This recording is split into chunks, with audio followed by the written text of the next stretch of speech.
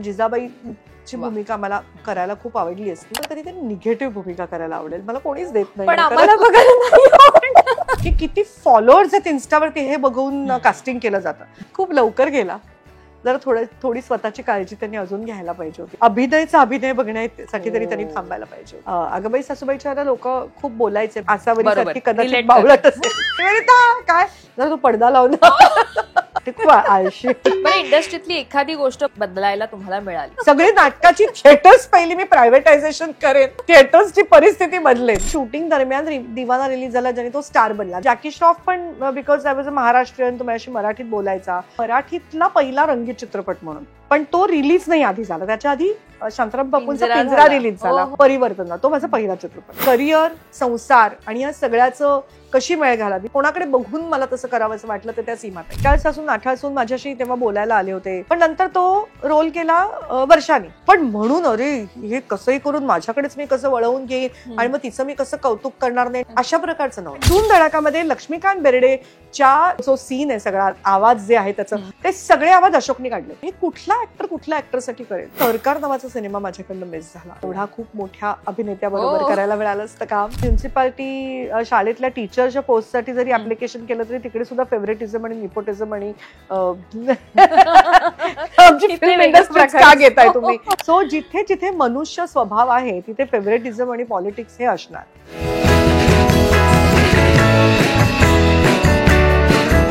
नमस्कार, मी प्रणाली More. Lokmat फिल्मीच्या no filter याच्या भागामध्ये आपल्या सगळ्यांच्या लाडक्या निवेदिता जोशी सराफ आपल्या भेटीला आलेल्या आहेत. आणि अर्थात मी अशी ओळख करून दिली कारण अशोक सराफ यांच्या पत्नी एवढीच त्यांची ओळख नाहीये. खरं तर वयाच्या 5व्या वर्षापासून बालरंगभूमी, त्यानंतर हिंदी नुसतं मालिका, नाटक, तसंच सिरियल्स आणि टीव्ही माध्यम तर त्यांनी गाजवलंय आणि सिनेमा माध्यम आपल्या सगळ्यांना माहिती आहे. आणि आत्ता तर OTTवरही ते आपल्याला दिसलेले आहेत. त्यामुळे इतकी सगळ्या माध्यमं गाजवल्यानंतर अशोक सराफ यांच्या पत्नी किंवा निवेदिता सराफ असं म्हणण्यापेक्षा मला स्तुत्य वाटलं निवेदिता जोशी सराफ म्हणणं, ही त्यांची ओळख करून देणं, कारण ती त्यांची स्वतंत्र ओळख आहे. तर अशा सगळ्या आपल्या सगळ्यांच्या लाडक्या, खूप खूप स्वागत आमच्या शो मध्ये. नमस्कार. मी जसं म्हटलं तसं की निवेदिता जोशी सराफ ही तुमची ओळख आहे. आणि मी जसं म्हटलं की मी इतका रिसर्च केलाय इतके दिवस, कारण वयाच्या 5व्या वर्षापासून. पण मी तुला सांगू Pranali, I am extremely glad, sorry मी तुला कट करून बोलते ही गोष्ट, कारण बऱ्याचदा जेव्हा काही लोक येतात ना, तुमचा इंटरव्ह्यू घ्यायचा आहे की तुम्हाला हे अवॉर्ड द्यायचं आहे, तुम्ही जरा तुमचा बायोडेटा पाठवा ना असं सांगतात. आणि मग मला वाटतं अरे तू जसं आत्ता म्हणालीस की तू रिसर्च केलास, तू बघितलंस की काय, अलीकडे इंटरनेटवरती सगळं अवेलेबल असतं. तुम्ही फार फार तर प्रश्न करून विचारू शकता की हे बरोबर आहे का ही इन्फॉर्मेशन. पण I am very happy and I am very glad to talk to you today, कारण तू स्वतःचा असा एक अभ्यास करून आली आहेस. ते खरंच खूप छान गोष्ट आहे आणि त्यासाठी पहिल्यांदा तुझे आभार. नाही, खरं तर टेलिव्हिजन जेव्हापासून मी आता 20 वर्ष जर माझ्या करिअरची बघितली तर मी तुम्हाला पाहत आले ती टीव्ही माध्यमातनं, सिनेमा माध्यमातनं, नाटकांमधनं. तुम्ही अजूनही तितक्याच आणि अथांग, नुकतंच तुमचं OTTवर पण तुमचं पाऊल पडलेलं आहे, कारण तुम्ही तेही माध्यमात सोडलेलं नाहीये. त्यामुळे मी तशी ओळखते. पण जर खूप वर्षापूर्वी म्हणजे तुम्ही 80च्या दशकात एकदम ऍक्टिव्हली असाल तरी त्याच्या पल्याडवरही तुम्ही काम करत होतात. त्यामुळे खरं तर आमच्या पिढीचा जन्मही नव्हता तेव्हा झाला. आणि अर्थात तुमच्याशी बोलायचं म्हटल्यावर तो अभ्यास खरं तर गरजेचा आहे.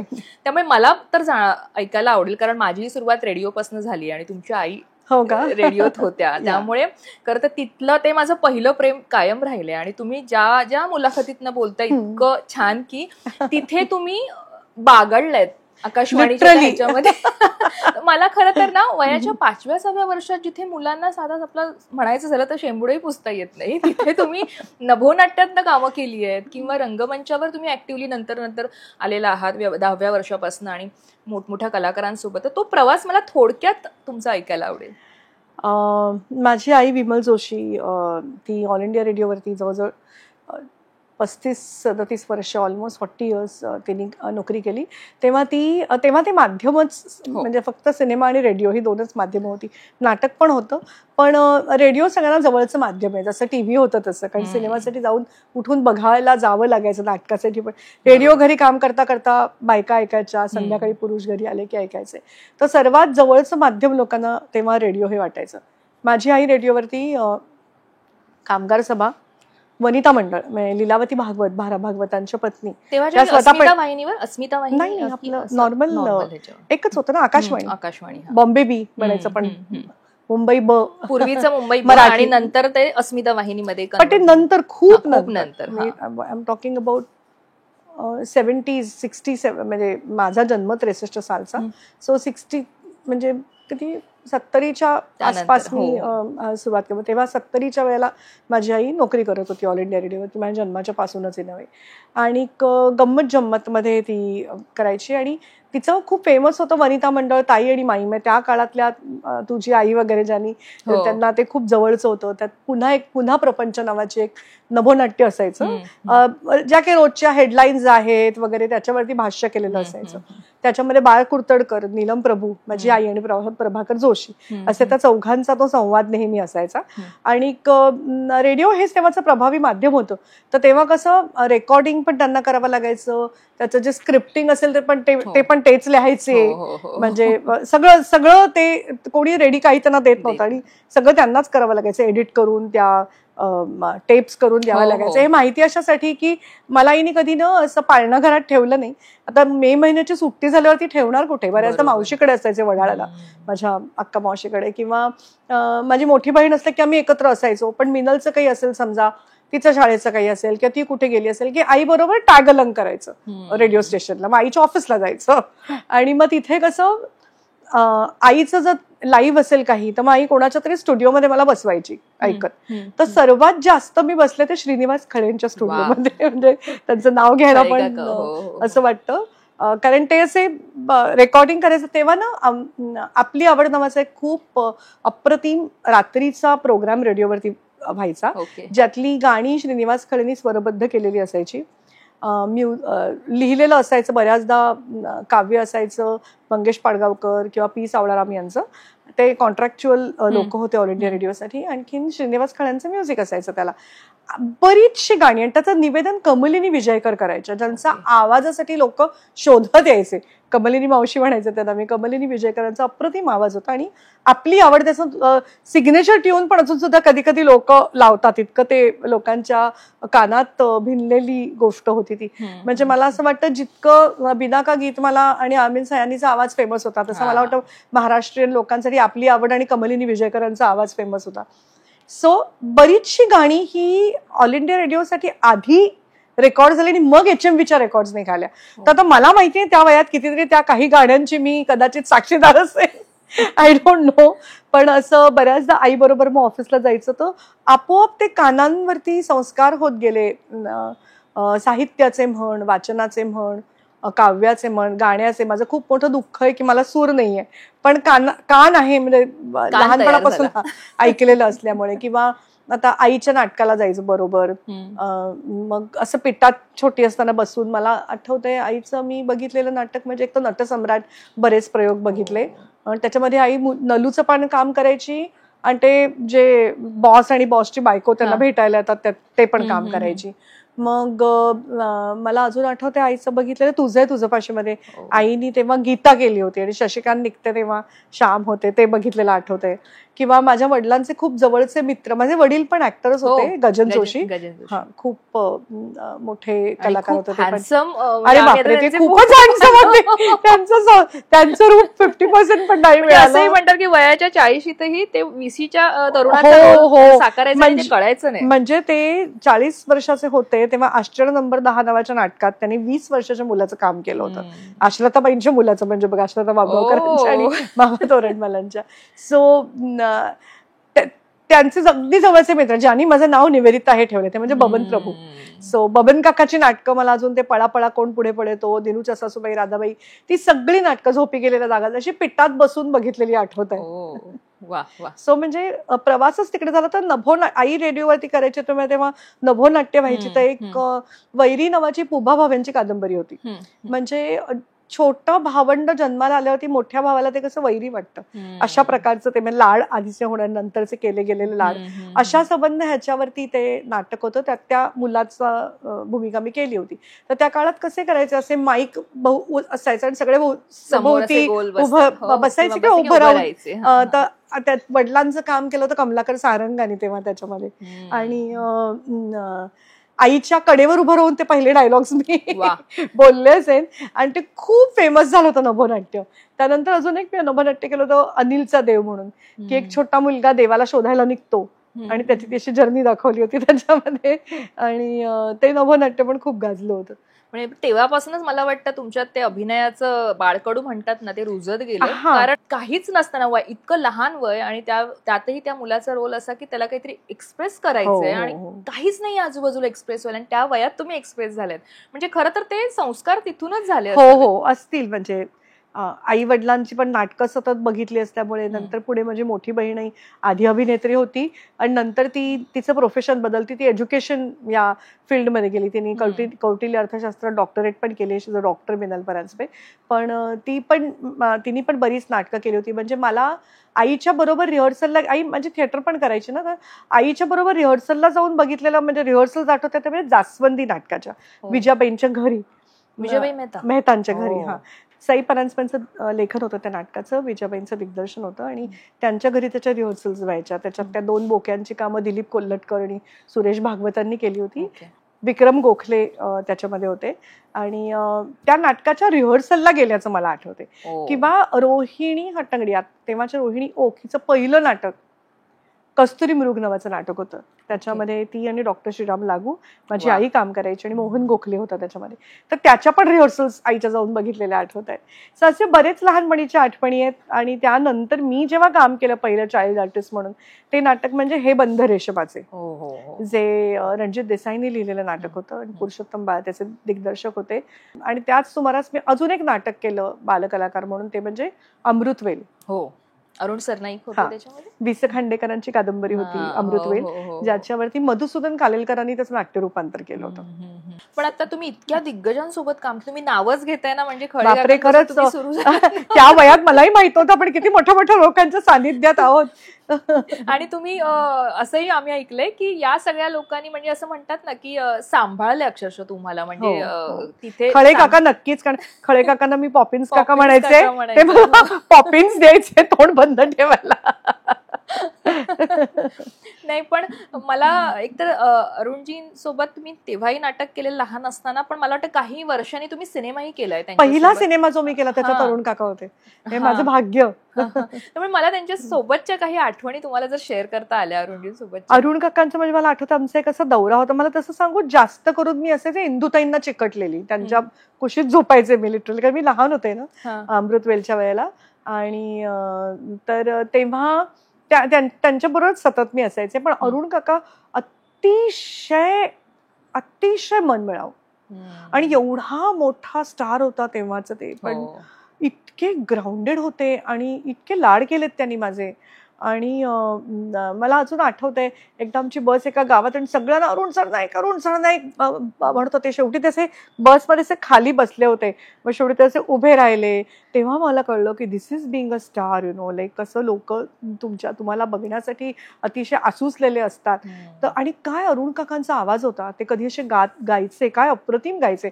म्हणजे ते एक लाजरा न साजरा मुखडा चंद्रवाणी फुलला, त्यांनी स्वतः म्हटलंय ते गाणं, सिनेमाचा प्लेबॅक पण त्यांनी स्वतःला दिलेला आहे. सो अशी बरीच गाणी वगैरे ते गात असायचे गाडीमध्ये. फार आवडतात. म्हणजे अरे काय हँडसम होते, किती हँडसम, प्रश्नच नाही, अतिशय हँडसम होते. म्हणजे हे तर अरुण काकांचं मी काम त्यांच्यावर केलेलं, पण अरुण काकांनी काम केलं तरुण तुर्क म्हातारे अर्क, ज्यांनी बघितलं ते पण खूप लकी. कारण इवन गोष्ट जन्मांतरीची मध्ये ते जे करायचे तो रोल, कारण लहानपणी नाटकही खूप बघितली गेली ना त्या निमित्ताने. सो फारच देखणे अभिनेते होते, फार ग्रेट अभिनेते होते. त्यांच्याबरोबर त्या वयात काम करायला मिळालं हे भाग्य. आणि त्यानंतर मला वाटतं पहिलं जे नाटक केलं त्यानंतर मी एक्सपेरिमेंटल थिएटर केलं. त्याही पेक्षा मी म्हणेन मी बालरंगभूमी केली. सुधाताई करमरकर या माझ्या पहिल्या गुरु असं म्हणेन मी, कारण त्या काळामध्ये अतिशय प्रोफेशनली 2 लोक बालरंगभूमी चालवत होते. एक म्हणजे बालनाट्य म्हणजे रत्नाकर मतकरींची बालरंगभूमी, जिथे माझी मोठी बहीण काम करायची. मग ते अलबत्या गलबत्या असू दे, इंद्राचं आसन, नारदाची शेंडी किंवा कितीतरी ह्यांची मतकरी काकांची नाटकं होती. अप्रतिम सेट्स असायचे. खूप निम्मा शिम्मा राक्षस, ते तर इतकं गोड होतं नाटक त्यांचं. धडपडे बडबडे मारकुटे आणि मंडळी अशी सगळी मतकरींची नाटकं होती. त्याच बाजूला सुधाताईंची आमची जी बालरंगभूमी, लिटल थिएटर्स बालरंगभूमी, लिटल थिएटर्स बालरंगभूमी साठी जी नाटकं होती त्याच्यामधलं मला वाटतं मी पहिलं केलं होतं ते अल्लादीन आणि जादूचा दिवा, ज्याच्यात शहजादी केली होती. आणि त्याच्यात तिकडे मला कोण घेऊन गेला, मला 2 माझे मित्र भेटले खूप जवळचे, ते म्हणजे लक्ष्मीकांत बेर्डे, तो म्हणजे मी अक्षरशः 10-12 वर्षापासूनची असल्यापासूनचा मित्र, आणि चैतू करमरकर त्यांचा मुलगा. अनफॉर्च्युनेटली चैतन्य आणि गौतम हे दोघंही या जगात नाहीयेत. दोघंही जण खूपच मोठं दुःख असेल कुठल्या आई वडिलांसाठी, दोघंही जण. पण गौतम आणि चैतू हे माझे खूप, स्पेशली गौतम तर माझा खूपच जवळचा मित्र होता, गौतम करमरकर. आणि तेव्हा ते देवाचा देवबाई ठकडा किंवा अल्लादीन जादूचा दिवा, सिंड्रेल्ला, अशी ती नाटकं स्नो व्हाईट वगैरे करायची. आणि अक्षरशः प्रोफेशनल अप्रतिम सेट्स असायचे आणि ट्रिक सीन्स वगैरे पण असायचे. म्हणजे मला कळत नाही. आणि बालरंगभूमीमध्ये तिकीट इतकं कमी असायचं, तर त्यांनी कसं ते त्यांचं फायनान्शियल गणित सुद्धा त्यांनी मांडलं होतं, आय डोंट नो. पण अप्रतिम, म्हणजे इतका लहान मुलांसारख्या प्रेक्षक नाही, इमिजिएटली दाद देणारा. हा, तर असं तिथून प्रवास सुरू झाला. मग त्याच्यानंतर मी एक्सपेरिमेंटल थिएटर केलं. मग मला एक खूप अप्रतिम ग्रुप मिळाला, म्हणजे या मंडळी सादर करूया नावाचा आमचा ग्रुप होता, ज्यात मला असं अभिमानाने सांगावंसं वाटेल की या ग्रुप मधले सगळेच जण, ती जे स्कूल ऑफ आर्ट्सच्या मुलांचा ग्रुप होता, आणि तिकडे पण मला घेऊन गेला म्हणजे लक्ष्मीकांत. आणि माझा आणखीन एक अतिशय जवळचा बालमित्र, तो म्हणजे विजय केंकरे. आम्ही तो पण सुद्धा त्यांचा भाचा, तो पण लिटल थिएटरमध्ये माझ्या बरोबर असायचा विजय. नंतर मी, विजय आणि अजित भुरे अशी आमच्या तिघांची एक्सपेरिमेंटल थिएटरमध्ये आमची खूप छान गट्टी जमली होती. आम्ही खूप वर्कशॉप्स केली. तर मग या मंडळीमध्ये आज त्या ग्रुपचा असा नियम होता की नाटकाचं लेखन पण ग्रुपमधल्याच कोणीतरी करायचं, दिग्दर्शन पण ग्रुपमधल्याच कोणीतरी करायचं, त्याचं नेपथ्य, म्युझिक, लाईट्स. उद्देश असा होता की रंगभूमीची सगळी जी काही डिपार्टमेंट्स आहेत ती तुम्हाला अनुभवायला मिळाली पाहिजे. म्हणजे मी त्यावेळेला कॉस्ट्युम्स केले होते, लाईट्स बघितले होते. आणि आज त्या ग्रुपमधला प्रत्येक जण कोणीतरी मोठा झालाय. जसं प्रदीप मुळे सेट्स पहिल्यांदा त्यांनी तिकडे केले, त्यानंतर प्रदीपला आज तो केवढा तरी मोठा नेपथ्यकार आहे प्रदीप मुळे. म्हणजे पुरुषोत्तम बेर्डे लेखन दिग्दर्शन, रघुवीर कुलकर्णी तो पण लेखन दिग्दर्शन करायचं, विजय केंकरे, लक्ष्मीकांत बेर्डे, म्हणजे सुहिता थत्ते, मी किती नावं घेऊ. त्या ग्रुपमध्ये काम केलेली आज सगळीच माणसं कुठे ना कुठेतरी सक्सेसफुल झालेली आहे. हो, निश्चित. पण आता तुम्ही एक तुमच्या नाटकांविषयी सांगताय, बालनाटकां रंगभूमीकडनं आपण थोडं पुढे जाऊया की तुम्ही, मला वाटतं 1977 साली सिनेमाही केला, ज्यात तुम्ही लहान होत. अपनापन हिंदी सिनेमा केलाय. त्याच्याही आधी ऍक्च्युली सांगते गंमत, म्हणजे एक माझ्या वडिलांनी फक्त त्यांचं एक गाणं, माझ्या रे प्रीती फुला नावाचा बघ सगळीकडे जाते, आधार नावाचा राजा परांजपेंचा सिनेमा होता.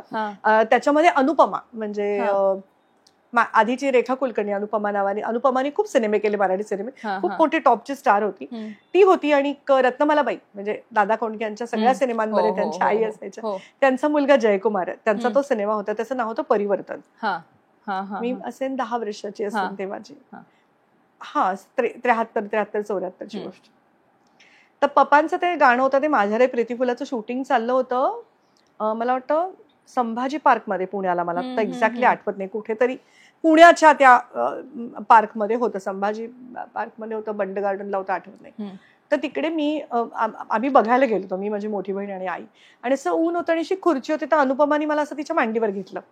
तर ते प्रभाकर गोखले तिकडे राजाभाऊंना भेटायला आले होते आणि त्यांनी असं बघितलं आणि म्हणाले तिला, अगं रेखा, ही गजनची मुलगी किती तुझ्यासारखी दिसते. आणि त्यांनी मला विचारलं, तू काम करशील का सिनेमात? मी लगेच म्हटलं हो, आईला विचारते. आई हसायला लागली तिकडनं. पप्पा म्हणे हो करेल. तर अनुपमाचं लहानपण, तो माझा पहिला सिनेमा, मी 10 वर्षाची होते तेव्हा. आणि खरं त्या सिनेमाचं शूटिंग झालं मराठीतला पहिला रंगीत चित्रपट म्हणून, पण तो रिलीज नाही आधी झाला. त्याच्या आधी शांताराम बापूंचा पिंजरा रिलीज झाला. कारण पिंजरा त्यामुळे पिंजरा हा मराठीतला पहिला रंगीत चित्रपट. पण ह्या सिनेमाची सुरुवात मराठीतला पहिला रंगीत चित्रपट अशी झाली होती, परिवर्तन. तो माझा पहिला चित्रपट. आणि मग नंतर तू जे अपनापन मधलं गाणं म्हणतेस ते, कारण आम्हालाही तेव्हा माझं जस्ट 10वीचं वर्ष होतं आणि आईने तेव्हा सांगितलं होतं, तर 10वीला काही नो एक्स्ट्रा करिक्युलर ऍक्टिव्हिटीज, अभ्यासाकडे लक्ष द्यायचं एकदम. मग सुधीर दळवी माझ्या आईचा चुलत भाऊ, सख्खा चुलत भाऊ, माझा मामा लागतो, माझा मामा. तर त्यांनी सुधीर मामाने विचारलं, असं मी एक करतोय सिनेमा, चल ना एकच गाणं करायचंय. मग शाळा सुरू व्हायच्या आधी 10वीची, तर क्लासेस वगैरे सुरू होत होते. तर मग आईने परमिशन दिली, ठीक आहे. म्हटलं मग नंतर आपल्याला काहीच करता येणार नाही, आपण मामा होता बरोबर.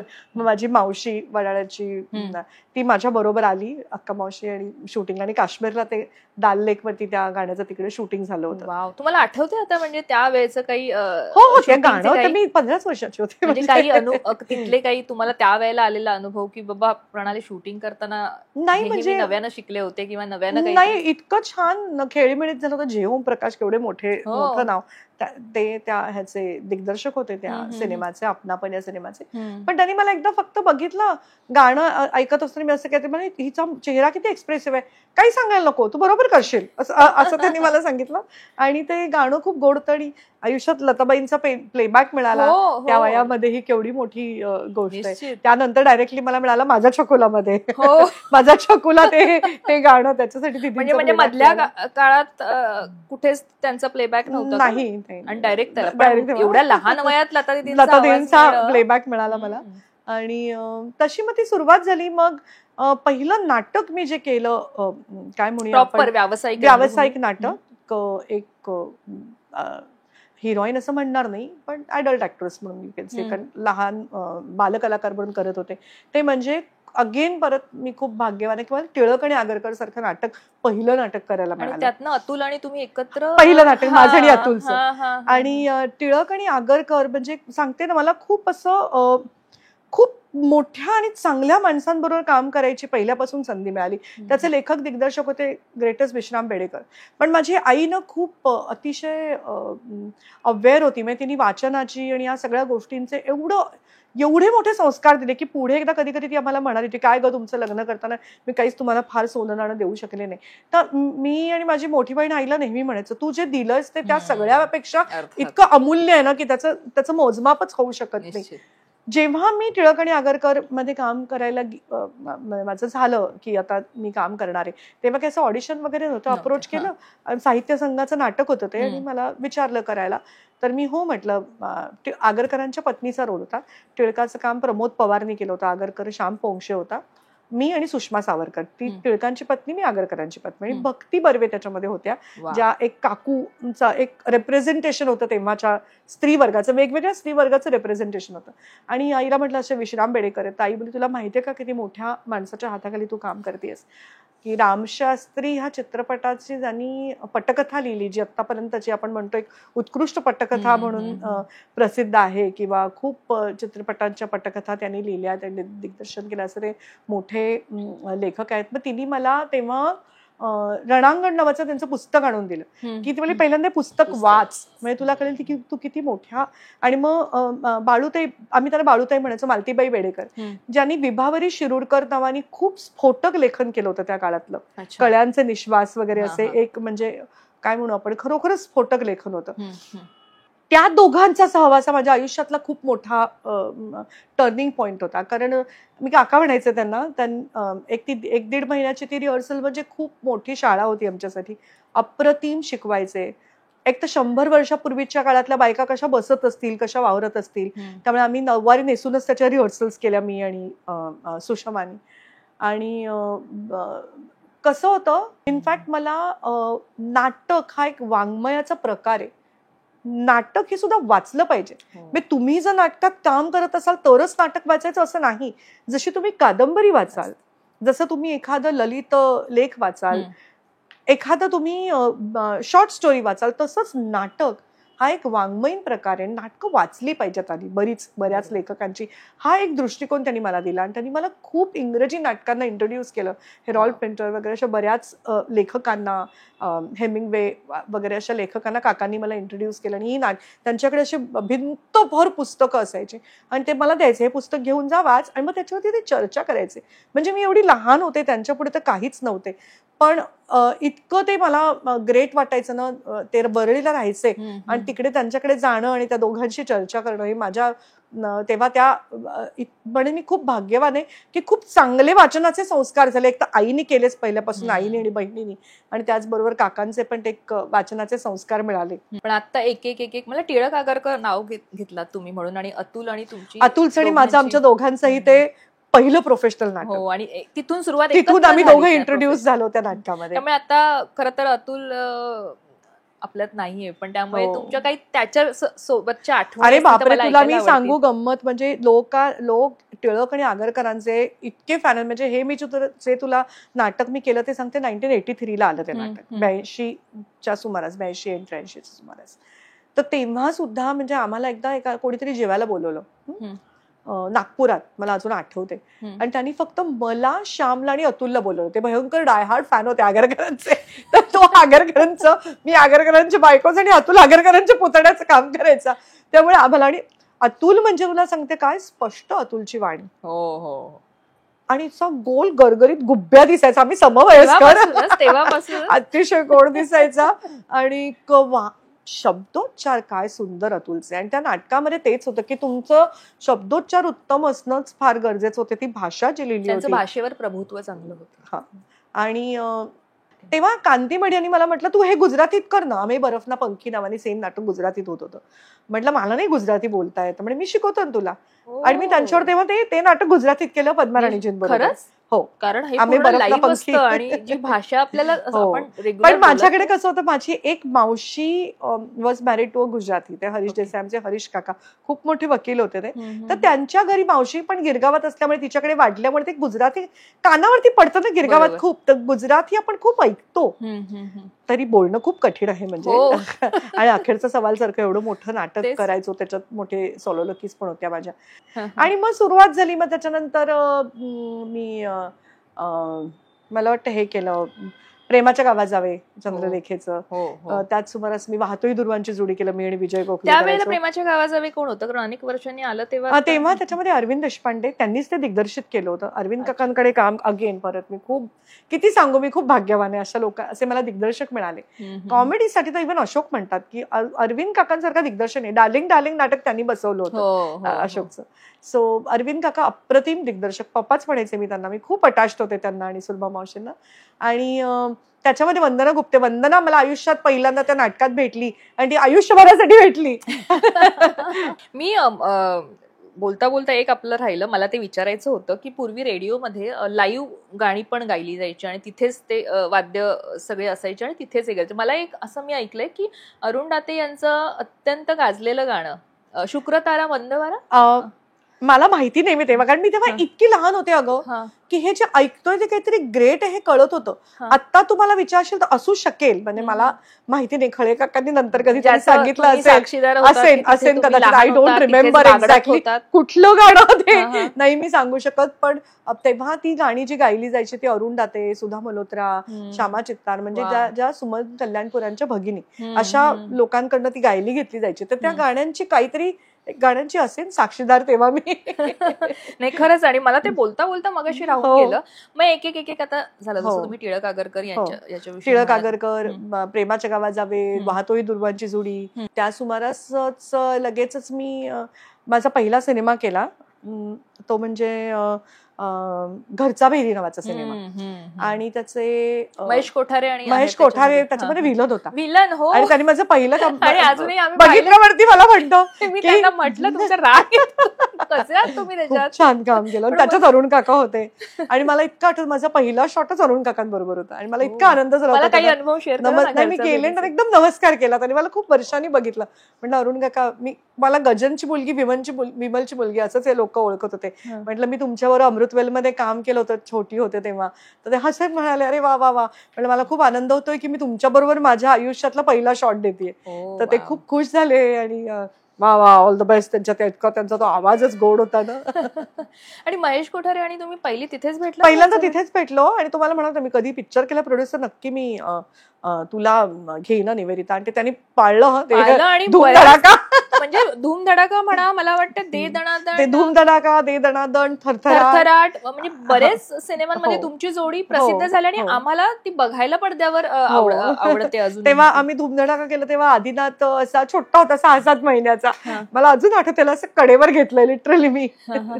आणि जेन्मा म्हणजे खरं सरोजिनी कोठारे महेशच्या आई. तर आम्ही सगळे जेन्मा म्हणायचो. त्याच्या बॅनरचं नाव पण जेन्मा फिल्म्स होतं. आणि डॅडी आणि जेन्मा म्हणजे एक अमेझिंग कपल होतं आणि खूप मजा त्यांच्याबरोबर काम करताना आली. महेशची बायको निलिमा, तिच्याशी पण माझी खूप मस्त मैत्री. आणि तेव्हा ते ना असं एक काय म्हणू मी असं येस कॉम्पिटिशन होती पण ऍट द सेम टाइम ना खूप हेल्दी होती.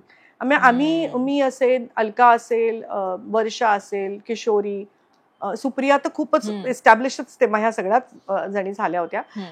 सुप्रिया तर माझी जिवलग मैत्रीणच, म्हणजे अगदी जिवलग आधीपासून नाही म्हणजे सिनेमापासून आम्ही भेटलो नवरी मिळे नवऱ्याला या सिनेमाच्या दरम्यान.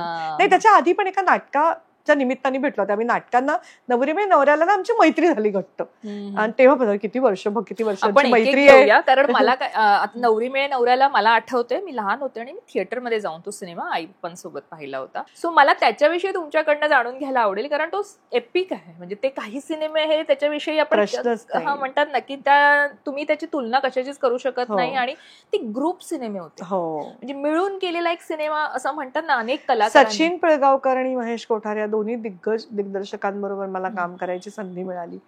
सचिन तर माझा भाऊ पण आहे. माझ्या लग्नातले सगळे भावाचे जे सोपस्कार आहेत ते सचिन पुढे येणारच आहे. मी फोटो आणले त्याचे. आणि अशोकचं कानही त्याने भेटलं. आणि महेश पण म्हणजे आजही तीच मैत्री आहे महेश बरोबर. कधीही भेटला की त्याच ओढीने आम्ही एकमेकांना भेटू शकतो आणि बोलू शकतो. इतकं स्टडीड महेश उतरला दिग्दर्शनामध्ये आणि प्रोडक्शनमध्ये की I am very proud of him for that as a friend and as a सहकलाकार म्हणून. की धूम धडाका पहिल्याच ह्याच्यात त्याचा सुपरडुपर हिट झाला. सचिननी पण अष्टविनायक त्याचा पहिला केला आणि त्याच्यानंतर सुपरहिट सिनेमांची मालिका त्यांनी दिली. आणि अशीही बनवाबनवी म्हणू नकोस, माझा पती करोडपती म्हणू नकोस, ग्रेट सिनेमे केले. त्याच्यापैकी अशीही बनवाबनवी, नवरी मिळे नवऱ्याला आणि आमच्यासारख्या आम्हीच्या 3 सिनेमांचा मी भाग होऊ शकले. हो.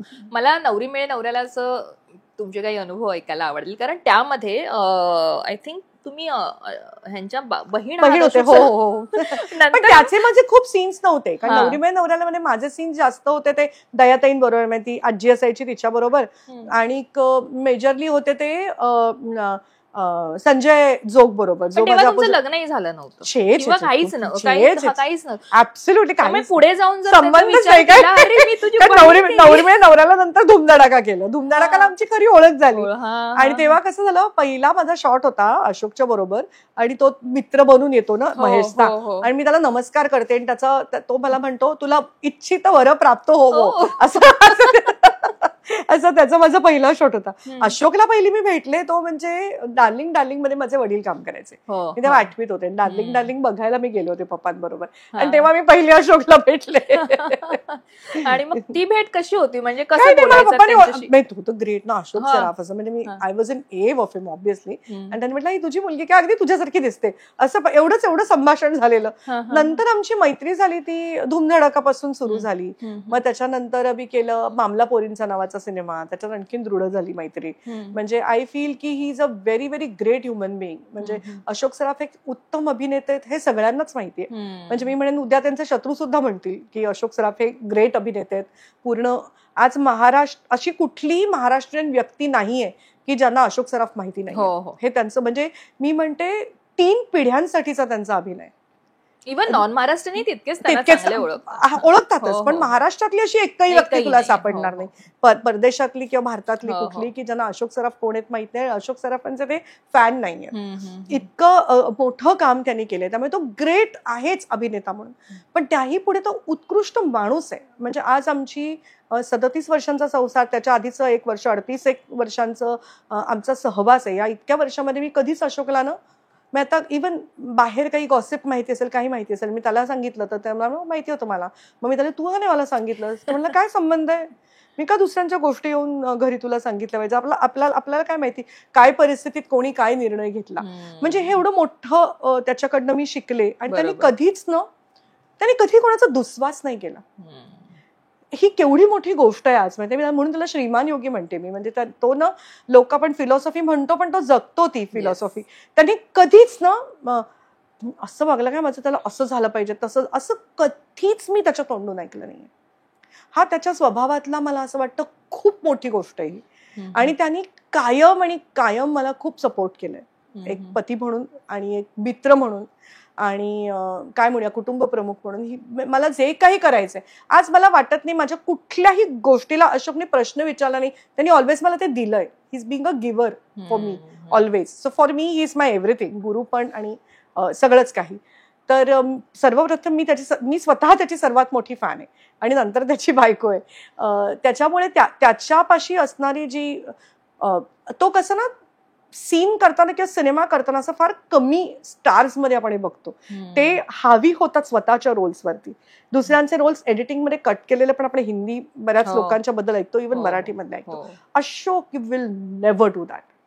हे मी खूप जणांकडून नेव्हर एव्हर. इनफॅक्ट धूम धडाकामध्ये लक्ष्मीकांत बेर्डेच्या मध्ये तो जो सीन आहे, सगळा आवाज जे आहे त्याचा, हळूहळू दरवाजा उघडतो, तो ती गोष्ट सांगतो ना शरद तळवलकर, ते घाबरतात ती बली, ते सगळे आवाज अशोकने काढले डबिंग. आणि मी त्याची साक्षीदार आहे, म्हणजे ऐक्यू बातमी नाही. म्हणजे आता परत ऐकताना आम्ही ते असा दरवाजा उघडतो किंवा त्या पायपरचा आवाज येतो आणि मग अशा चिमण्या उडतात, हे सगळे आवाज हे कुठला ऍक्टर कुठल्या ऍक्टरसाठी करेल. इतका तो जनरस को ऍक्टर आहे आणि तो आपल्या बरोबर सगळ्यांना घेऊन जाणार आहे.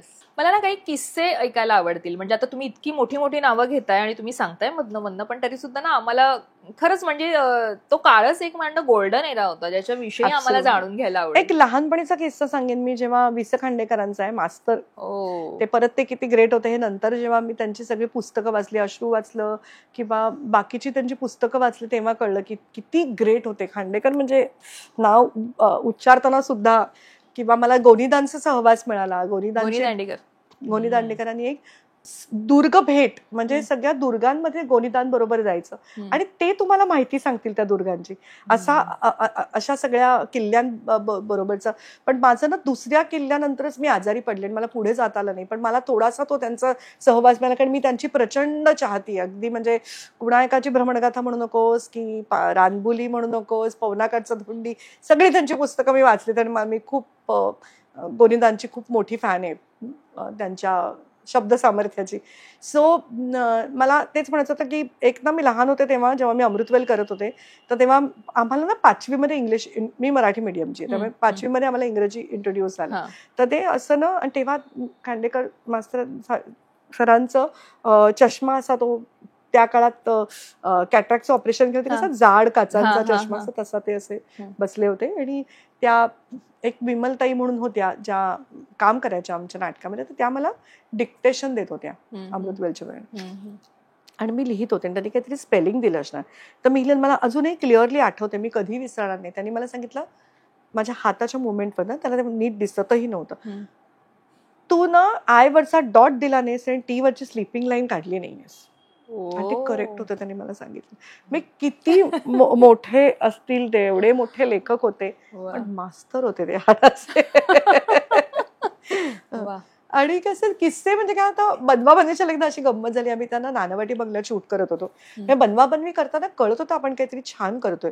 ते एवढं ग्रेट फिनॉमिनल आणि कल्ट सिनेमा असेल हे खरंच वाटलं नव्हतं.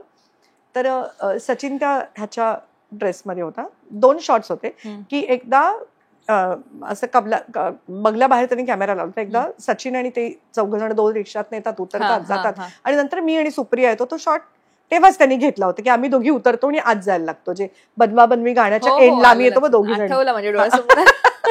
तर त्याच्या आधी त्यांनी त्यांचा शॉट लावला होता. तर ते असे उतरले आणि तो तेव्हा ते कुठले तरी रिक्षावाले आणले असतील ना, हा. आणि मग सचिन त्याच्या आवाजात ए काय रे ते इकडे घेतो, तो रिक्षावाला असा एकदम समोर हा घराच्या आवाजात बोलतोय. त्या रिक्षावाल्याची ती एक्सप्रेशन इतकी अमेझिंग होती, आय कॅनॉट टेल यू. आणि आम्ही इतके हसायला लागलो आणि तो इतका सुंदर दिसायचा ना सचिन. एकदा अशोकला तेव्हा कोणतरी विचारलं होतं तुमची आवडती अभिनेत्री कोण, तर त्यांनी सचिन पिळगावकर असं सांगितलं. त्या पिक्चर नंतर अरे बापरे, ते गाणं ते करतात गाण्यामध्ये सुंदर- बापरे, म्हणजे सुप्रिया पण अप्रतिम नाचते. मला तर ते सचिन बरोबर तुम्ही काय मॅच करणार, ही सच पूर्ण. Amazing dancer.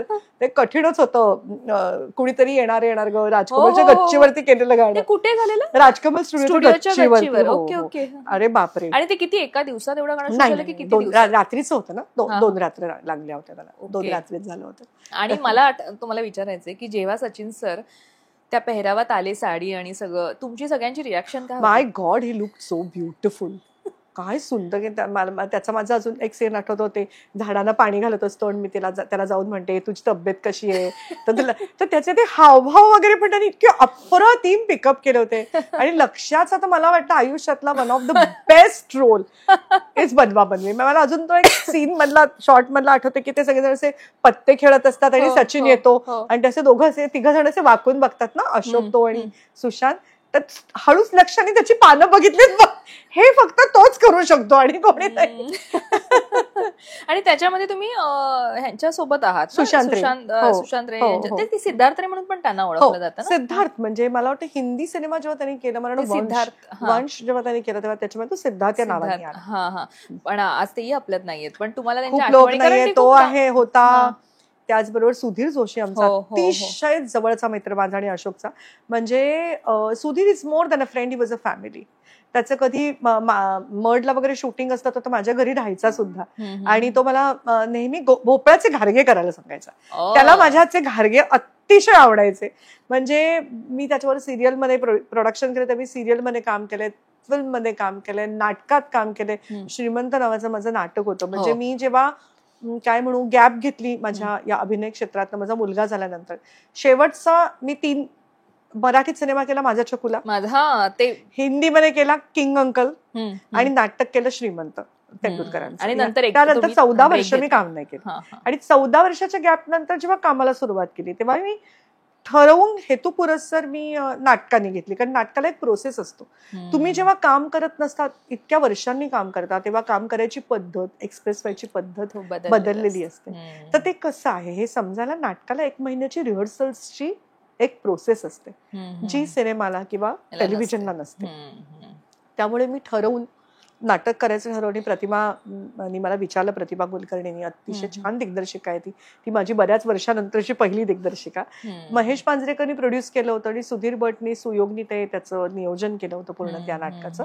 खूप छान नाटक होतं ते, फारच छान नाटक होतं. मला इथे आणखीनही माझ्या वाचनात आलं की माझा चकुला तुम्ही जेव्हा केलात तेव्हा म्हणजे प्रेग्नन्सी तुम्ही कॅरी करत होतात की त्याच्यानंतर? अनिकेत झाल्यानंतर केला मी तो. त्याच्यानंतर तो सिनेमा केलेला आहे तुम्ही. त्यामुळे मला एक तर विचारायचंय की 14 वर्षाचा ब्रेक एका अभिनेत्रीसाठी जर आपण म्हटलं ना, की एक तर वयाने आपण वाढतो, आपले बरेच हार्मोनल चेंजेस, बॉडी चेंजेस बरेच होत असतात आणि आपल्यावर एक मोठी जबाबदारी असते. म्हणजे प्रत्येक सर्वसामान्य स्त्रीच्या ह्याने मी म्हणते. आणि मग ती कट्टू येते की आपलं मूल घरी असतं आणि मग आपण त्याला सोडून येत असतो, आणि तो ब्रेक तुम्ही त्याच्यासाठी घेतलात. पण तो ठरवून घेतलेला ब्रेक होता. म्हणजे मला माझ्या मुलाच्या सगळ्या जडणघडणीतला साक्षीदार व्हायचं होतं. I had working mother. तर तेव्हाच मला वाटलं होतं उद्या माझं लग्न झालं आणि मला मूल झालं ना, तर I will take a break for him. हे असं मी ठरवून त्याच्यासाठी, संसारासाठी माझा ब्रेक घेतला होता. कारण तेव्हा अशोक सतत कोल्हापुरात असायचे. खूप पाठोपाठ सिनेमे असायचे मुंबई, इंडियाच्या बाहेर पण, तेव्हा हिंदी सिनेमे पण बऱ्यापैकी करत होते. तर दोन्ही पेरेंट्स त्याच्या आयुष्यातनं मिसिंग आहेत, हे मला नको होतं. एक तरी पेरेंट त्याला असणं, म्हणजे माझ्या आईने ते मूल वाढवायचं, ते मला म्हणजे ते ज्या स्त्रियांना ते करावं लागतं किंवा त्यांचा तो चॉईस आहे, त्यांना काही मला कमी लेखायचं नाही. हा मला असं वाटतं if I have a choice, मला स्वतःला संसार करायला जास्त आवडेल. आणि ते ठरवूनच मला ना अशोकने सांगितलं ना कोणी सांगितलं, मी ते ठरवूनच तो ब्रेक घेतला होता. 2-3 खूप महत्वाच्या गोष्टी हातातनं गेल्या, त्याचं तू म्हणशील मी असं म्हटलं तर ते एक काय म्हणू, इट वोंट बी ट्रू, खोटं ठरेल असं म्हणणं, दांभिकपणा ठरेल की मला काही वाटत उत्तम नव्हतं. नाटक एक तुमच्याकडनं गेलंय. मला वाटतं ते नाटक मी स्वतः ते केलं होतं कॉलेजमध्ये, कुसुम मनोहर लेले. आणि तेव्हा माझ्याकडे आला होता हा आणि म्हणत होते की तू हे नाटक निवेदिता तू करावंस अशी माझी खूप इच्छा आहे, अशोक समय. पण तेव्हा मला ते शक्य नव्हतं आणि माझ्या मुलाला लहानपणी चाइल्ड अस्थमा होता, त्यामुळे तसं त्याला सोडून जाणंही मला शक्य नव्हतं. दुसरं माझं मिस झालं ते तारा नावाची मालिका, जी पहिली मालिका सगळ्यांना ह्याच्यामध्ये आली, ती तारा नावाची मालिका मिस झाली. कारण ताराच्या आधी ये जो है जिंदगीची मी मालिका केली होती हिंदी, त्याच्यात रमण कुमार त्याचा दिग्दर्शक होता. रमण कुमार, मंजुल सिन्हा आणि कुंदन शाह या 3 लोकांनी ती डिरेक्ट केली होती, वेगवेगळे एपिसोड. तेव्हा रमणनी मला अप्रोच केली. ती रमण कुमारची मालिका आहे तारा ही. तर आणि तेव्हा Vinita Nanda also, I knew her very well. नंतर she was a writer for Tara. So Tara आणि सरकार नावाचा सिनेमा माझ्याकडनं मिस झाला. एवढा खूप मोठ्या अभिनेत्याबरोबर करायला मिळालं असतं काम. एनिवे बघू, अजून एक नशिबात असेल तर होईल, ठीक आहे. पण मी त्यांची फॅन आहे, त्यांचं कामही मी बघू शकते, दॅट्स ओके. सो मला म्हणायचं येस, या 3 गोष्टी माझ्या आयुष्यातल्या मिस झाल्या. मला सुमनोहर लेले बघताना वाटलं होतं अरे आपण मिस केलं, पण सुकन्याने इतकं अप्रतिम काम ते केलं होतं, खूपच छान काम केलं होतं, त्यामुळे अप्रतिमच झालं होतं नाटक. पण येस, माझ्याकडनं या 3 गोष्टी तेव्हा त्या काळात मिस झाल्या, ज्याचं तू म्हणशील तर हो होऊ शकतं. मला वाईट थोडंसं वाटलं, कारण तुम्हाला काहीतरी चूज करायचं होतं ना, तर कुठेतरी आई आणखीन बायको आणि गृहिणी ह्याच्यामध्ये कुठेतरी माझ्यातल्या अभिनेत्रीवरती मीच अन्याय केला. पण ते कधी कधी काय म्हणूया आपण, तो अविभाज्य घटक असतो तुमच्या आयुष्यात, आणि कधी कधी ते तुम्हाला तो चॉईस करावा लागतो. काय करायचं हा तुम्हाला ठरवावं लागतं, ते हे का ते का काय ते नक्की करायचं. तर ते मी ठरवून नाही काम करायचं, असं ठरवून नाही केलं. आणि एक म्हणजे आमच्या ह्याच्यात दिसण्यात येतं की इंडस्ट्रीचा एक असा अधोरेखित नियम आहे की विवाहित अभिनेत्यापेक्षा अभिनेत्रीचं लग्न झालं की तिचा एक डिमांड कमी होतो किंवा तिच्याकडे काम सगळ्यांनी आता खोटं ठरवलंय.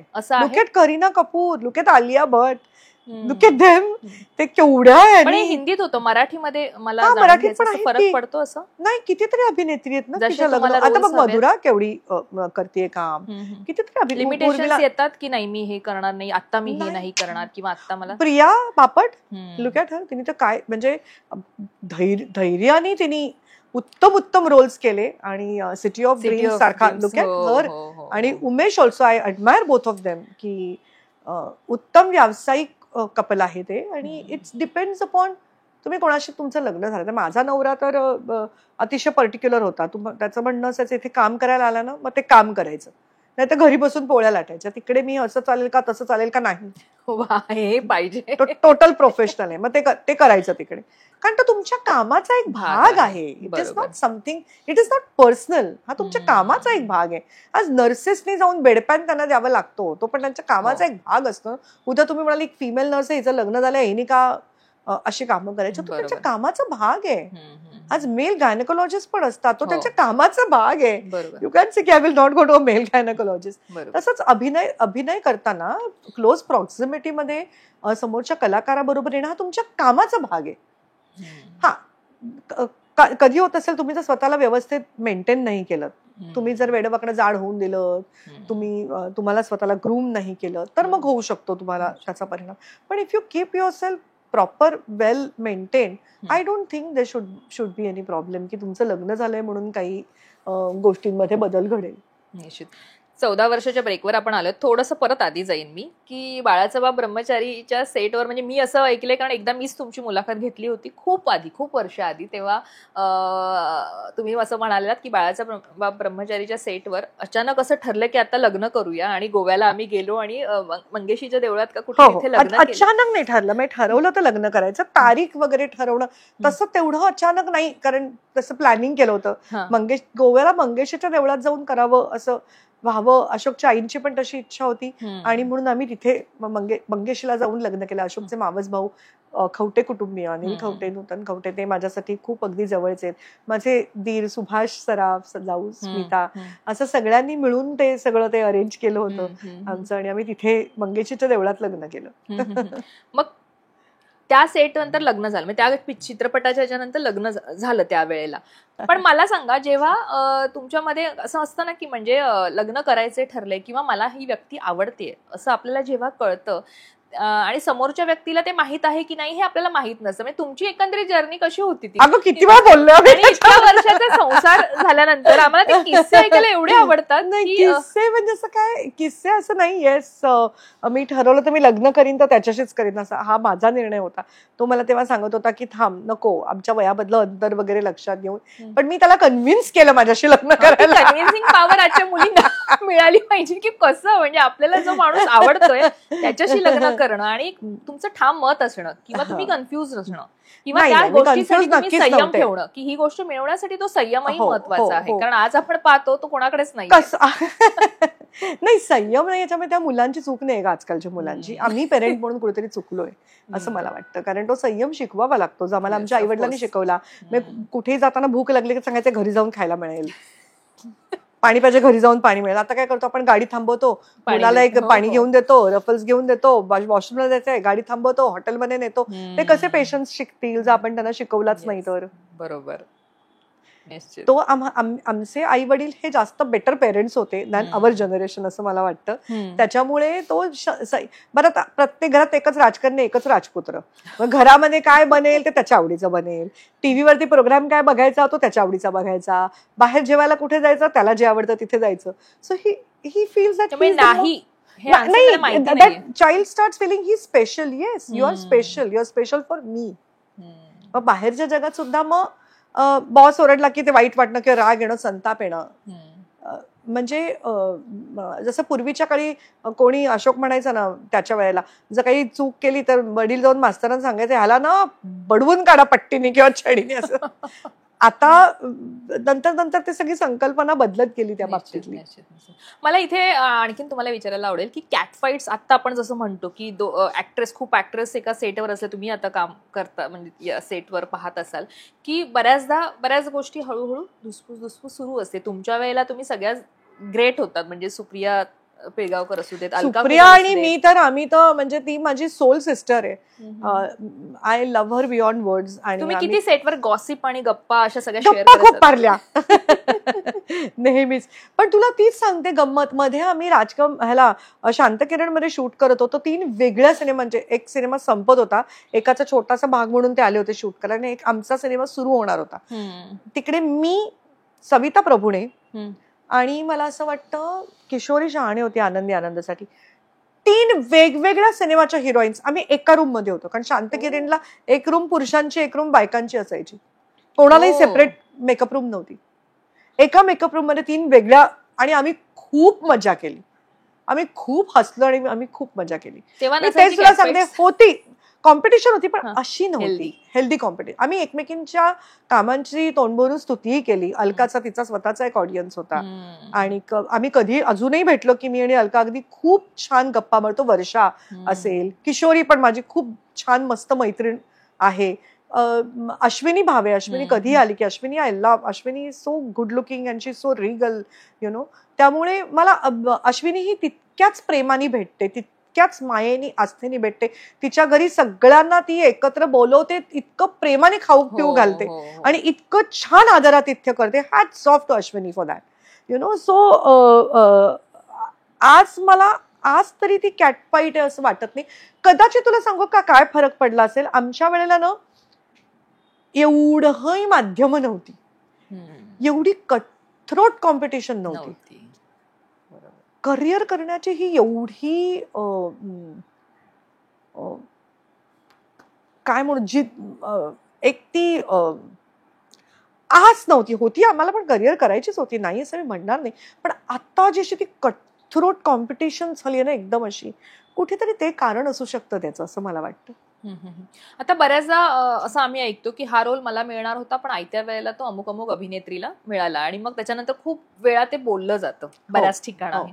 तुमच्या वेळी असं असायचं की हो झालं ना. म्हणजे आता खरं खटाळसासून नाठाळसून माझ्याशी तेव्हा बोलायला आले होते, कारण धूमधडाका माझा ऑलरेडी झाला होता आणि मला वाटतं नाटकाच्या तिथे अण्णासाहेब देऊळगावकर वगैरे ते भेटायला आले होते माझ्या नाटकाच्या तिथे. पण नंतर तो रोल केला वर्षाने. पण ठीक आहे ना, म्हणजे ओके. कदाचित मला लहानपणापासून फिलॉसॉफिकली तसं वाढवलं गेलं असेल की जे तुमच्या नशिबात आहे ते तुमच्याकडे येणारच, नो मॅटर व्हॉट. बरोबर बरोबर, निश्चित. So I think we felt we each of us had a space in the film industry. म्हणजे जातात ना आता अरे हा रोल मिळाला असती ती मजा आली असती असं वाटतं बघून, अरे मला मिळाला पाहिजे होता हा रोल असं वाटतं तुम्हाला, म्हणजे ते बघून तसं वाटणं साहजिक आहे.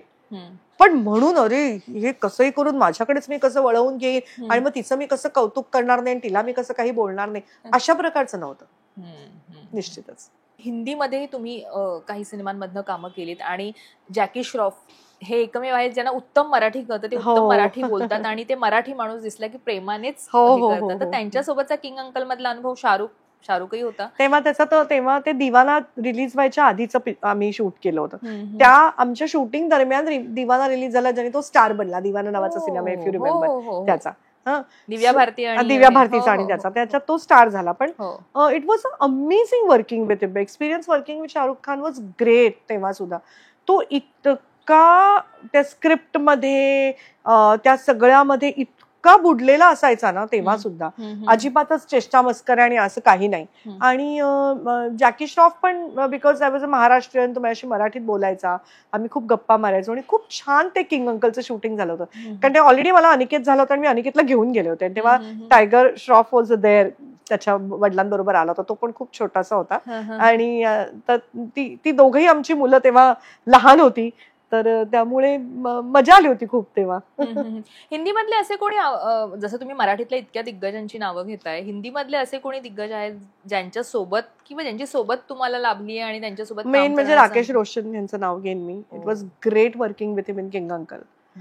इतकं perfect bound script. Rakesh Roshan यांच्या सेटवरती एक डायलॉग डिरेक्टर असायचा की तुम्ही बोलताय ते तुमची लँग्वेज करेक्ट आहे का नाही, ते डायलॉग आहेत का नाही, ते कायम एक डायलॉग म्हणजे काय म्हणूया, डायलॉग डिरेक्टर म्हण किंवा त्याचा मार्गदर्शक म्हण, कायम त्यांच्या लँग्वेज तुम्ही बरोबर बोलता, उच्चारण त्याचं तुम्ही डायलॉग, कारण त्याच्या स्क्रिप्ट वरती त्यांचा खूप स्ट्रॉंग भर असायचा राकेशचा.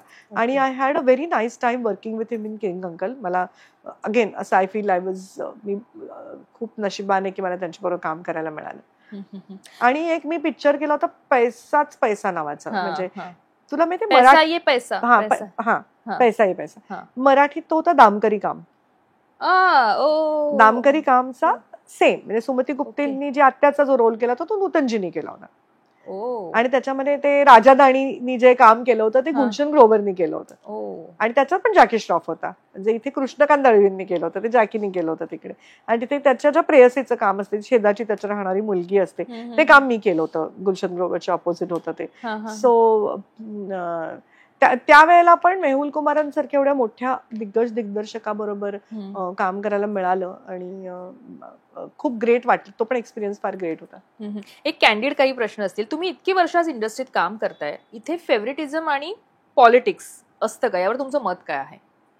असतं ना, फेवरेटिझम पॉलिटिक्स. तुम्हाला याचा अनुभव आलाय? सगळ्याच प्रोफेशन्स मध्ये असतं, कुठल्या प्रोफेशन मध्ये नाहीये. म्हणजे मला असं वाटतं उद्या तुम्ही म्युन्सिपाल्टी शाळेतल्या टीचरच्या पोस्टसाठी जरी ऍप्लिकेशन केलं तरी तिकडे सुद्धा फेवरेटिझम आणि निपोटिझम आणि आमची फिल्म इंडस्ट्री का घेताय तुम्ही, कॉर्पोरेट मध्ये जा, कुठेही जा. सो जिथे जिथे मनुष्य स्वभाव आहे तिथे फेवरेटिझम आणि पॉलिटिक्स हे असणार. तर एकटा फिल्म इंडस्ट्रीला का बदनाम करा, सगळीकडेच आहे ते. आणि तुम्ही ते किती त्याला बळी पडायचं, तुमच्यासाठी तुम्हाला हवं असलेलं काम किती महत्वाचं आहे, तुमच्या स्वाभिमानापेक्षा महत्वाचं आहे का, हा तुमचा प्रश्न आहे. मग त्याच्यासाठी तुम्ही ऍक्टर असा, तुम्ही टीचर असा, नोबल प्रोफेशन, का तुम्ही एखाद्या कॉर्पोरेटमध्ये काम करणारी व्यक्ती असा, हे सगळीकडेच आहे, कुठे नाहीये सांग.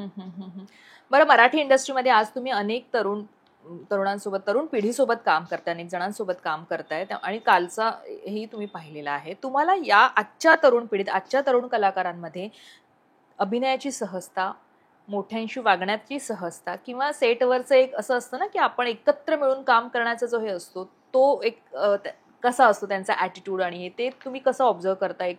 म्हणजे जे मी आता प्रोजेक्ट्स केले म्हणशील तर आता बघ ना, मी अगबाई सासूबाई केलं, त्याच्यात तेजू होती, तेजश्री प्रधान. तिची आणि माझी इतकी घट्ट मैत्री झाली आहे, मी मैत्रीच म्हणेन, ती माझ्यापेक्षा खूप लहान आहे, म्हणजे मुलीसारखी आहे, पण इतकी की आम्ही आजही भेटतो. अगबाई सासूबाई बंद होऊन इतकी वर्ष झाली तरी आजही तेजू आणि मी कम्प्लिटली एकमेकांच्या कनेक्शन मध्ये आहोत. आणि तिचं काम करण्याची passion, I admire her for that. खूप अप्रतिम वाचन आहे, काम करायची पॅशन खूप आहे तिच्यामध्ये, आणि ती खूप छान रीतीने स्वतःला प्रोजेक्ट आणि प्रेझेंट करते. I admire that. आता मी एक सिनेमा केला, बिन लग्नाची गोष्ट, ज्याच्यामध्ये प्रिया आणि उमेश बरोबर काम केलं. Amazing couple. प्रिया पण काय परफॉर्मन्स केलाय तिने त्या सिनेमामध्ये, फार सुंदर परफॉर्मन्स केलाय. आणि मी म्हटलं तसं खूप प्रोफेशनल कपल, म्हणजे आपण बघतो ना काहीतरी कुचू कुचू करतील किंवा भांडतील, काही नाही. 2 ऍक्टर्स कसं सेटवरती प्रोफेशनली असतील ना, तसं कम्प्लीट त्यांचं बिहेवियर होतं. आम्ही लंडनमध्ये तो सिनेमा केला आणि दोघांनी खूप अप्रतिम काम केलंय. आता या सगळ्या वेगवेगळ्या जशा माझ्या बरोबर आणखी नायिका होत्या, जशी तन्वी मुंडले होती, जिच्याबरोबर मी काम केलं, भाग्य दिली. ती ललित कलाची असल्यामुळे मुळात एक अभ्यासक वृत्ती आहे कामाकडे बघायची, उत्तम. आता मी इथे काम केलं त्याच्यात माझ्या बरोबर प्रतीक्षा होती, प्रतीक्षा जाधव, पालवी कदम. पालवीचं तर दुसरी सिरियल होती.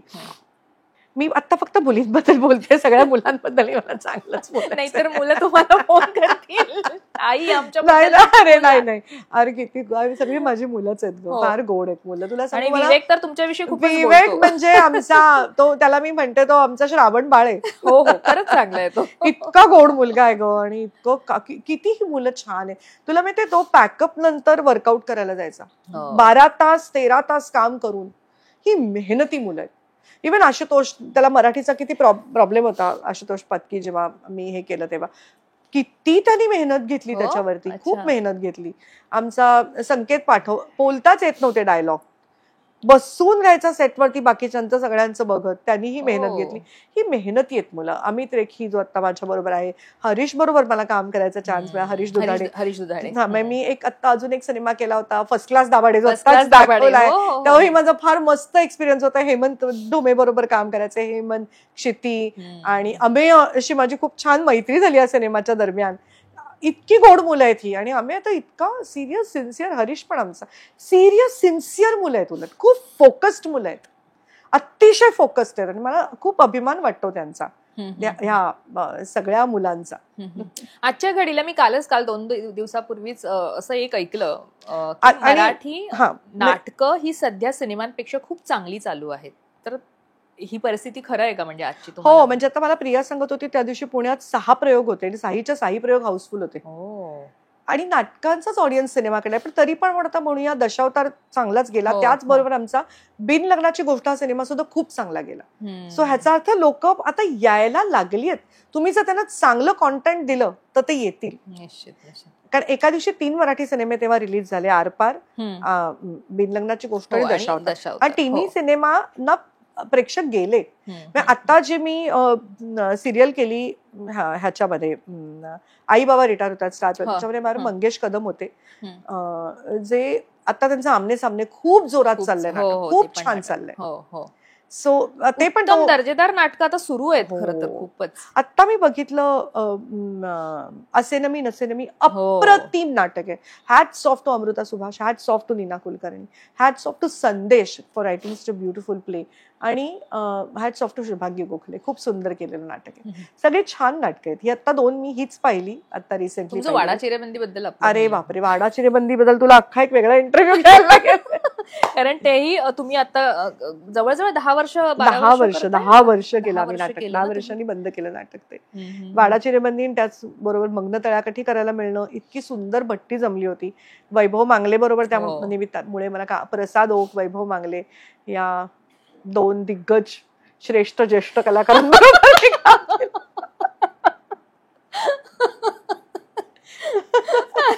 हा जर प्रमुख आपला तर 2 जण तुम्हाला का फोन करतील. श्रेष्ठ ज्येष्ठ कलाकारांबरोबर, श्रेष्ठ ज्येष्ठ आणि अशा थोर कलाकारांबरोबर मला काम करायला मिळालं. म्हणजे मी स्वतःला किती भाग्यवान समजते.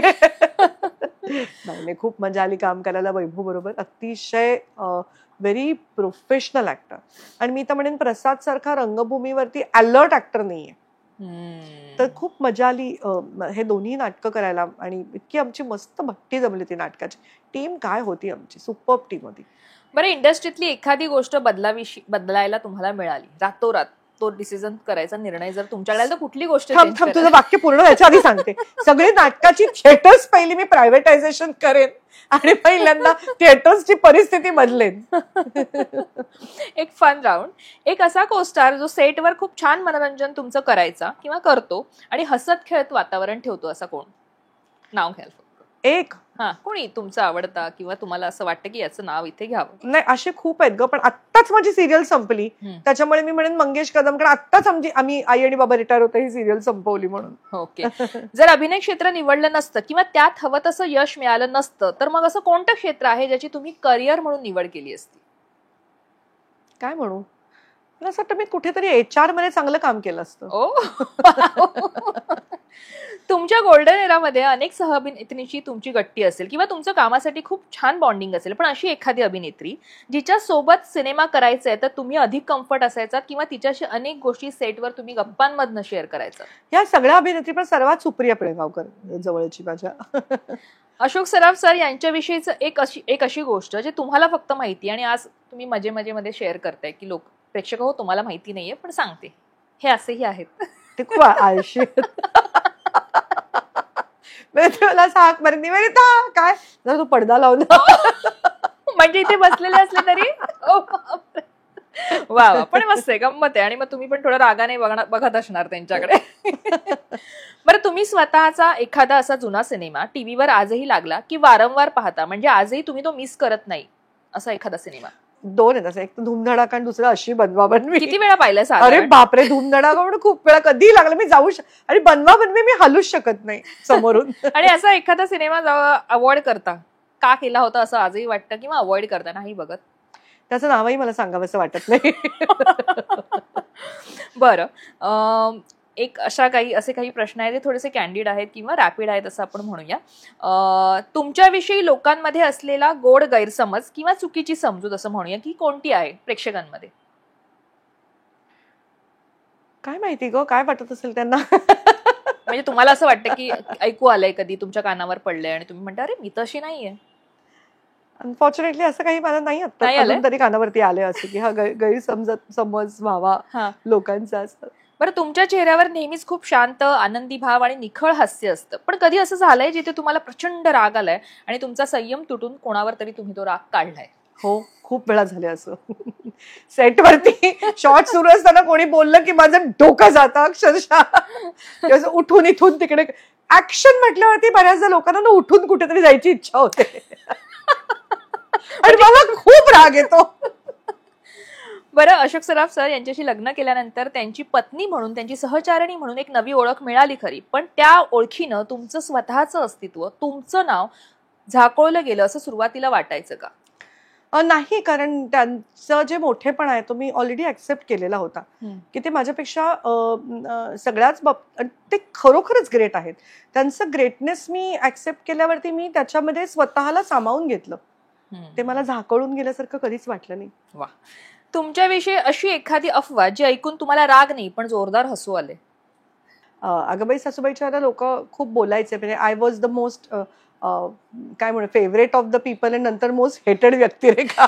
त्यामुळे मला कधी कधी हसू यायचं की अरे बापरे, लोक किती त्या व्यक्तिरेखेला माझ्यापासून वेगळं मानत नाहीत.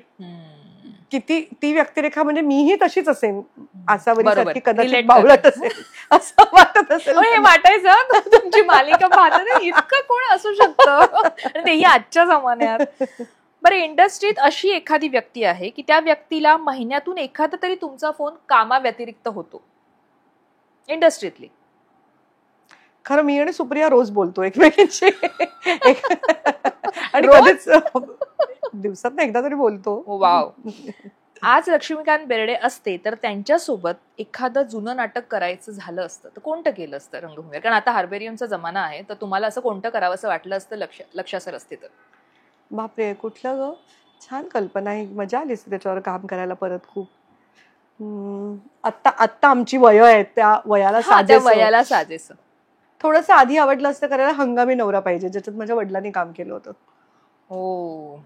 बरं, आजची टीव्ही आणि फिल्म इंडस्ट्री ही टॅलेंटपेक्षा अधिक ग्लॅमरला महत्व देते असं वाटतं का तुम्हाला? हो, आणि फार दुर्दैवी अशी एक गोष्ट आहे ग, की किती फॉलोअर्स आहेत इन्स्टावरती हे बघून कास्टिंग केलं जातं. अरे इन्फ्लुएन्सर्स त्याच्यामध्ये गल्लत करू नये असं मला वाटतं. एखादा ऍक्टर उत्तम ऍक्टर असेल, कदाचित तो इन्स्टावरती आणि फेसबुकवरती तेवढा नसेल प्रभावी किंवा त्याला तसं तेवढं टाकावंसं वाटत नसेल, कॉन्टेंट क्रिएटर नसेल, पण ही एक फार मोठी गल्लत अलीकडे केली जाते मेकर्सकडनं, की इन्स्टावरती किती फॉलोअर आहेत आणि ते सगळेच जण सक्सेसफुल ऍक्टर्स होतील असं मला वाटत नाही. बरं, आम्ही असं ऐकलंय की तुम्ही अशोक सराफ तुमच्या घरी आले होते तेव्हा खूप पोहे जे केले होते ते खूप असे मग हा, आणि आज असं आहे की तुमचं स्वतःचं युट्यूब चॅनल आहे जिथे तुम्ही इतके अक्षरशः तोंडाला पाणी येईल असे पदार्थ बनवता. मीही ट्राय केलेले आहेत काही. त्यामुळे ते कसं काय शक्य झालंय? कसं काय, म्हणजे ही एकदम 360 डिग्री चेंज हा कसा झाला? अगं लग्न झाल्यानंतर मग मी अगदी खूप मी ना एखाद्या मुलीनी भातुकली एन्जॉय करायला. तेव्हा युट्यूब पण नसतं ना, आपण व्हिडिओ बघून आईला फोन करायचा ना. मी एकदा आईला फोन केला होता की मटकीला मोड कसे काढायचे. त्या काळात आईच आपली युट्यूब. हो, आई सांगायची. माझी आई फार अप्रतिम स्वयंपाक करायची, त्यामुळे कुठेतरी नंतर जमू लागलं ते. तुमच्या हातची एखादी डिश जी सरांना खूप आवडते आणि ते तुम्हाला वारंवार फरमाईश करतात की हे बनव? तसं कधीच सांगत नाही अमुक बनव, पण त्याला मी जे बनवते ते आम्ही हुमण म्हणतो त्याला. सारस्वती माशाचं, सुरमईचं हुमण किंवा कोलंबीचं लोणचं, ते त्याला भयंकर आवडतं. बरं, एखादा असा कोस्टार ज्याच्यासोबत केमिस्ट्री जमली नाही पण स्क्रीनवर अप्रतिम दिसली? असं नाहीच झालं माझं युजली सगळ्यांसोबत. हा, म्हणजे काय म्हणू, सगळ्याच माझ्या कोस्टार्स बरोबरची खूप छान मैत्री आहे. तुमच्या संपूर्ण कारकिर्दीत सेटवर उशिरा येणारा कलाकार आजचा कोणताही चालेल की जो उशिरा यायचा आणि मग थांबायला लागायचं शूटिंगसाठी? हिंदीमध्ये मी काम केलं तर गोविंदा होता तसा. म्हणजे हे खरं आहे. तास मला अभिनेत्रींमध्ये तुम्ही तिसऱ्या सापडल्यात की जे असं म्हणाले. थांबावं लागायचं त्याच्यासाठी. तास थांबावं लागायचं. मराठी विचारे कलाकार सगळे असे कोणीच नाही उशिरा येणारे, सगळे वेळेत येणारे. बरं, आपला एक सिनेमा राहिला म्हणजे सीमादेव यांच्याविषयी. मला एक तर अजिंक्य देव यांच्यासोबत तुम्ही सिनेमा केला होता, पण सीमादेव यांच्याविषयी जी तुमची एक पोस्ट होती त्या गेल्यानंतर, आणि सीमाताई म्हणजे कसं आहे ना, बापरे, मी लहानपणापासून त्यांची खूप चाहती होते. मला त्या खूप आवडायच्या. आणि नंतर सुंदर आणि असं सोजवळ आणि काय कामं केली, सुवासिनी वगैरे. ते त्यांचं इवन नाच नाचणी अति मी दमले गाण्यातला अभिनय असेल किंवा ते आंधळीचा त्यांनी केलेला जो रोल असेल जगाच्या पाठीवर मधला, किती. आणि त्यांनी एक, तुला आठवतं, एक निगेटिव्ह पण काम केलं होतं. काय अप्रतिम काम केलं होतं सीमाताईंनी. फॅब्युलस ऍक्ट्रेस आणि फॅब्युलस पर्सन. मी त्यांना एक आदर्श मानत होते की करिअर, संसार आणि या सगळ्याचं कशी मेळ घालावी. तर कुठे कोणाकडे बघून मला तसं करावं असं वाटलं तर त्या सीमाताई. त्या माझ्या आदर्श होत्या त्याच्यासाठी, की संसारही तितकंच महत्वाचं, करिअरही तितकंच महत्वाचं, मुलांना वाढवणं हे सगळं. त्यांची माझी म्हणजे खूप मैत्री होती. मला खूप आवडायच्या त्या. आणि नंतर त्यांच्या सुनेशी, आरतीशी माझी खूप मैत्री झाली. स्मिता दुसरी सून, तिच्याशी मैत्री झाली. पण माझी खरी मैत्रीण म्हणजे आरती, अजिंक्यची बायको Aarti Dev. And amazing friend. आणि सीमाताई मला खूप आवडायच्या, खूप म्हणजे खूप आवडायच्या. त्या गेल्यावरती एक खूप हळहळ वाटली मला की एक खूप छान मनुष्य आपल्या आयुष्यातलं गेलं अशी. बरं, एक जाता जाता काही एक प्रश्न असा की युनिव्हर्सने जर संधी दिली आणि तुमच्या समोर लक्ष्मीकांत बेर्डे आले, आधी लक्ष्मीकांत बेर्डे आणते, तर तुम्हाला त्यांच्याशी बोलायचंय 2 मिनिटं, काय बोलाल तुम्ही? पटकन आपल्याला मनातलं बोलायचंय. खूप लवकर गेला, जरा थोडी स्वतःची काळजी त्यांनी अजून घ्यायला पाहिजे होती असं त्याला सांगेन. भक्ती बर्वे निदान त्याच्या अभिनय बघण्यासाठी तरी त्यांनी थांबायला पाहिजे होतं. कारण आता जेव्हा मी हे नाटक बघितलं जाऊबाई जोरात, आणि त्याच्यात अभिनयने इतकं सुंदर काम केलंय आणि ते बघितलं ती मला लक्षाची इतकी प्रकर्षाने आठवण आली. आणि मुलासाठी वेडा असणारा लक्ष, त्या मुलाचं सक्सेस बघायला नाही राहिला, ह्याचं मला वाईट वाटतं. भक्ती बर्वे, आई ग भक्तीताई, मला आयुष्यात अभिनेत्री बनावं असं वाटलं ते भक्ती बर्वेमुळे. मी तिचं अजब नाही वर्तुळाचं हे नाटक बघितलं होतं आणि त्याच्यात तिचा तो अभिनय व्हायला मला कधीतरी हे असं व्हायचंय. म्हणजे तशी मी होऊ शकले नाही भक्तीताई, पण कुठेतरी तिच्यामुळे मी इन्स्पायर झाले आणि अतिशय सुंदर व्यवसायात मी आले आणि अतिशय छान छान वेगवेगळ्या व्यक्तिरेखा मला करायला मिळाल्या. त्याचं माझं स्फूर्तीस्थान भक्तीताई होती. अतुल परसुरे. अरे अतुल म्हणजे आमचा अतुलशी काय बोलू मी. अतुलच्या बद्दल बरंच म्हणजे अतुल हा एक असा खूप छान अभिनेता तर आहेच, पण त्या सगळ्याच्या बरोबर अतुल ना खूप उत्तम वक्ता आणि अतुलचं अफाट वाचन, गायनावरचं त्याचं बोलणं असू दे किंवा त्याचं पुस्तकांवरचं बोलणं असू दे, अतुलचं वाचन फार छान होतं आणि त्यामुळे त्याच्याशी गप्पा मारायला म्हणजे वेळ पुरणार नाही इतकी इतकी मजा यायची. आणि खूप मस्त मित्र माझा होता म्हणावं लागतं, ह्याबद्दल वाईट वाटतं. त्यामुळे त्याच्यावरती आत्ता नवीन आलेल्या पुस्तकांबद्दल खूप गप्पा मारल्या असत्या. एक प्रश्न असा की आत्ता तुम्ही इतक्या भूमिका केलेल्या आहेत, पण असं असतं ना एका कलाकाराला कायम भूक असते, मला अजून हे करायचंय, मला अजून ते करायचंय. मला ती भूक थोडक्यात काही भूमिकांची जी कराव्याशा वाटतात, जे डोक्यात आहेत, ते तुमच्याकडून जाता जाता ऐकायला आवडेल. मला ना ऐतिहासिक भूमिका करायची, मला कधीच करायला मिळाली नाही पण चित्रपटामध्ये. मानापमानमध्ये हा कदाचित तो एक ते केलं, पण हा, ते छोटीशी छोटं भूमिका होतं. होती ती. मी सुबोधसाठी मी केली छोटीशी भूमिका होती. पण कधीतरी म्हणजे आता आय डोंट नो, मी आता त्या वयात नाहीये, पण जिजाबाईची वा. भूमिका मला करायला खूप आवडली असती. त्याचबरोबर मला कधीतरी निगेटिव्ह भूमिका करायला आवडेल. मला कोणीच देत नाही. पण आम्हाला बघायला नाही आवडणार.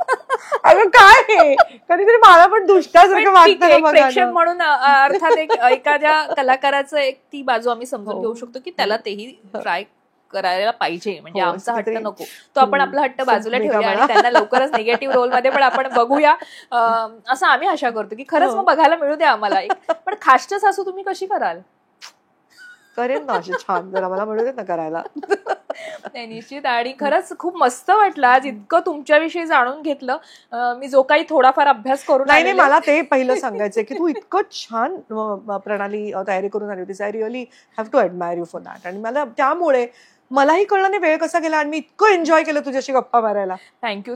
तरी पण मी खूप एडिट केली आहे माझी स्क्रिप्ट. लोक नाहीतर म्हणतील पार्ट 2 आणा, असं म्हणतात बऱ्याचदा की या इंटरव्ह्यूचा पार्ट 2 झाला पाहिजे. नाही, करूच आपण तो. अर्थातच नवीन खलनायकी भूमिका त्या करत असतील तेव्हा पुन्हा मी येईनच त्यांच्या भेटीला. आणि अर्थात तुमची ही इच्छा लवकरच पूर्ण हो आणि असंच वेगवेगळ्या कामांच्या माध्यमातून, भूमिकांच्या माध्यमातून तुम्ही आम्हाला भेटा. थँक्यू.